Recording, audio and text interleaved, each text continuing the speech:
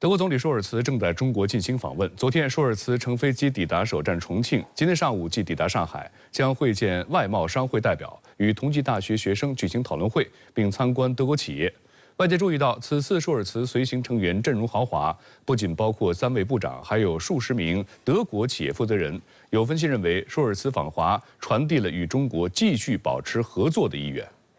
德国总理朔尔茨14号抵达重庆，展开访华之旅。这是朔尔茨自就任总理以来第2次访华，也是今年首位访华的西方大国领导人。在重庆，朔尔茨的第一个参观点是博世氢动力系统重庆有限公司。朔尔茨参观了该公司研发生产的多款氢动力产品以及氢燃料电池解决方案。在工作人员的解说下，他饶有兴趣地现场体验了氢动力模块装配这一环节。博世氢动力系统重庆有限公司是全球第1大汽车技术供应商德国博世集团与庆铃汽车集团合资成立的公司。根据德总理府新闻稿，在重庆市参观期间，朔尔茨将与青年学子和建筑师讨论现代城市规划。据德国法兰克福汇报报道，从博世、巴斯夫到大陆集团，许多德国公司都在重庆投资。朔尔茨此次在中国的停留时间长达72小时，3天飞3城，还将去往上海和北京。不仅行程密集，随行团规格还很高。在豪华企业大佬团的基础上，交通部长维辛、环境部长莱姆克、农业部长厄兹米德尔3位内阁部长也一同来华。德国商报称，3位部长随行很不同寻常，因为一般情况下，只有在举办中德政府磋商的情况下，才会有那么多的内阁成员陪同出访。深圳卫视注意到，这3位部长此前对华言行颇为友好，都支持中德在包括农业安全、气候保护、环境保护、数字化以及交通基础设施等领域展开合作。交通部长维辛去年就明确表示，反对欧盟对中国电动汽车加征惩罚性关税，并警告说，德国经济将因此受到损害。此外，随行的3位部长既体现了朔尔茨对联合执政伙伴的兼顾，比如其中2位是绿党，1位是自民党。此外，3人所代表的交通、农业、环境领域，也体现了中德之间还有更多潜力、进一步合作的方向可以挖掘。中德经贸关系可以说对于德国走出目前的经济困境具有不可替代的重要作用。朔尔茨政府他还是期待通过这次访华能够进一步促进对华合作，尤其是在经贸方面的合作。高级商务代表团随行也是德国总理在进行重大外访时的标配。据欧媒报道，随团企业高管名单包括西门子、科斯创、巴斯福、福伊特、DHL、蔡司、宝马、蒂森克虏伯、梅赛德斯奔驰、大众、拜耳等，都是具有国际知名度的跨国企业。近来，西方政客鼓吹放大中国经济短期波动，渲染所谓中国经济见顶论，甚至煽动对华脱钩断链，这与跨国企业在华经营活动和实际感受形成巨大温差。数据和实力表明，德企正积极拥抱中国市场。作为在华德企的官方协会，中国德国商会今年1月发布的2023到2024年度德企商业信心调查报告显示，超90%受访德企计划继续扎根中国市场，没有离开中国的计划。过半受访德企计划未来2年内增加对华投资。在这里可以很轻松地找到供应商和客户，也有很多受过良好教育的技术人才。政府为我们提供了良好的政策和资源。未来我们计划在这里继续加大投资。有美国媒体称，德国顶级企业高层纷纷不顾去风险的杂音，加入朔尔茨的中国之行，凸显中国作为德国最大贸易伙伴的地位。有德国企业界人士表示，同中国脱钩是不现实的，并认为最大的风险反而来自脱离中国。面对当前全球经济和社会面临的挑战，我们相信这次访问会进一步加强我们2国之间的关系，对我们继续在中国深耕发展也更加充满信心。观察指，选择与中国进行务实合作，也是德国抵御外部风险的双赢之举。去年，德国 GDP 下降0.3%，低于欧盟国家的平均水平，而且是世界前几大经济体中唯一负增长的国家。外界预测，德国今年 GDP 增长将在0.1%至0.3%之间。疫情、能源价格暴涨、劳动力短缺等困难，导致很多德企在去年年底发出警告，德国即将陷入经济危机，企业濒临生存的临界点。因此，有分析认为，在西方部分政界人士将中国定位为制度性对手，德国政府去年首次制定中国战略的背景下，舒尔茨顶住压力2年2访中国，既表明其将坚持理性务实的对华外交路线，也表明舒尔茨和德国企业界希望抓住中国扩大开放的机遇，与中国合作发展，互利共赢。可以说呢，目前呢，能否在中国市场获得更多的机遇，甚至呢能够吸引更多的中国投资，对于德国经济走出目前困境，甚至进一步实现成功的数字化转型，都具有非常重要的推动意义。美国亚太事务助理国务卿康达14号起对中国展开为期3天的访问。美国务院发布消息说，康达此行是为了保持开放沟通渠道和所谓负责任的管理竞争。不过，近期美日非加强防务勾连，大搞拉帮结派，危害亚太地区的和平与稳定，遏制中国企图明显。在此背景下，外界也关注康达此访，葫芦里究竟卖的是什么药？据美国国务院官网13号发布的新闻稿，康达将在4月14号至16号前往中国，白宫国安会中国事务高级主任贝沙兰也会同行。新闻稿称，两人将与中国官员会面，并称是保持开放沟通渠道和所谓负责任的管理竞争所做出的持续努力的一部分。但新闻稿没有具体提到他们会与哪些中国官员会面。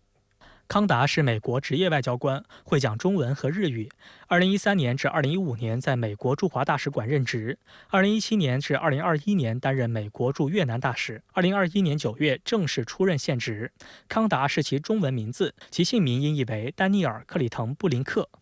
随行此次访华行程的贝沙兰也是一名职业外交官，会讲中文、阿拉伯语和西班牙语，曾在中国工作多年，任美国驻华大使馆经济参赞、副参赞等职务，以及美国国务院东亚和太平洋事务局中国蒙古事务办公室主任。2021年8月至2023年3月担任美国国务院执行秘书处副执行秘书，随后接任现职。据公开报道，贝沙兰在华工作期间曾热衷田野调查，在中国进行游历与实地考察。深圳卫视梳理发现，康达在就任现职以来，多次就中美事务与中方官员沟通。去年9月27号，根据中美双方达成的共识，并应美方邀请，外交部副部长孙卫东在华盛顿同康达举行了中美亚太事务磋商。此外，去年12月，康达陪同白宫国安会中国事务高级主任罗森伯格访华。而根据公开消息，康达与贝沙兰上一次结伴访华是在去年6月。外交部网站消息显示，当时中国外交部副部长马朝旭会见了康达和贝沙兰，外交部美大司司长杨涛与二人举行会谈，双方围绕按照两国元首巴厘岛会晤共识，推动改善中美关系、妥善管控分歧等进行了坦诚、建设性、富有成效的沟通，双方同意继续保持沟通。当时康达接受路透社采访时被问及中美关系，他回答称，华盛顿正努力管理美国和中国的关系。伊朗对以色列发动大规模袭击后，美国总统拜登当地时间13号表示，美方帮助以色列拦截了几乎全部伊朗发射的无人机和导弹。不过，据多家美国媒体报道，美方也表示不会与以方一道打击报复伊朗。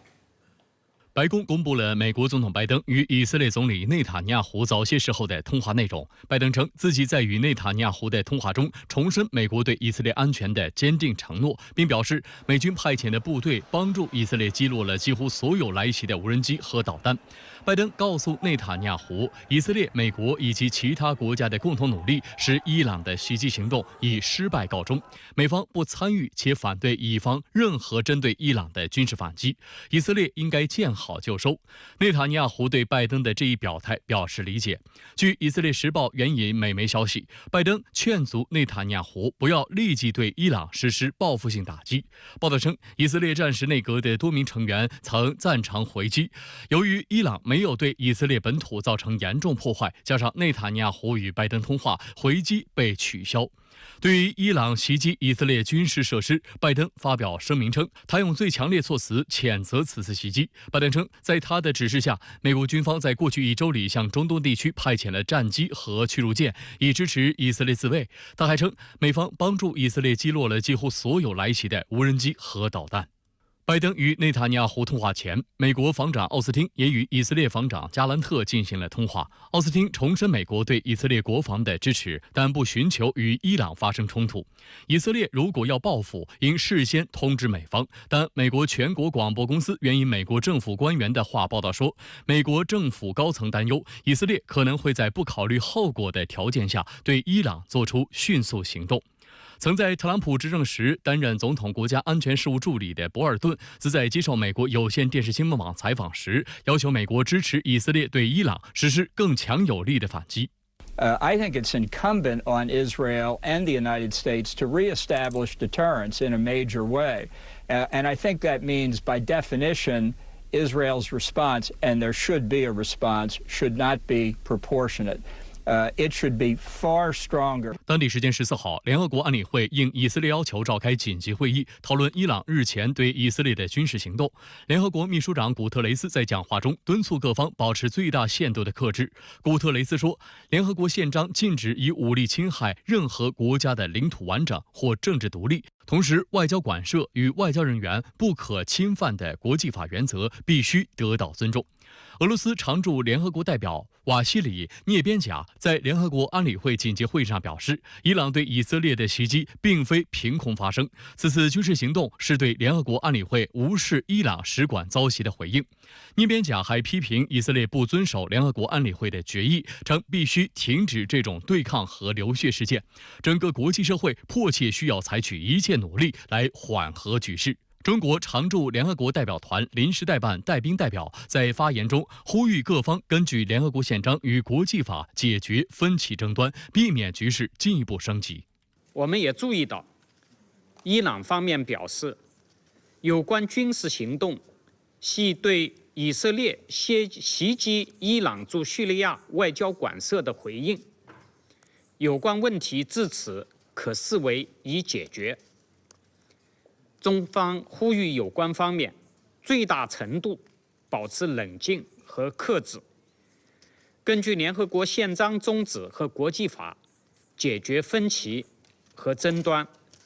避免紧张局势进一步升级。联合国人权事务高级专员图尔克在14号发表的一份声明中，对地区局势升级可能造成的人道主义和人权代价深表担忧。欧洲理事会主席米歇尔、欧盟委员会主席冯德莱恩、欧盟外交与安全政策高级代表博雷利14号均在社交媒体上呼吁有关各方保持克制，尽一切努力防止地区局势进一步升级。博雷利说，欧盟将于16号举行特别外长会，讨论中东地区局势。埃及外交部在社交平台上发文，呼吁各方保持最大限度的克制。约旦政府呼吁有关各方保持最大限度的克制，并认真负责任地应对地区局势升级危险及其对国际和平与安全造成的影响。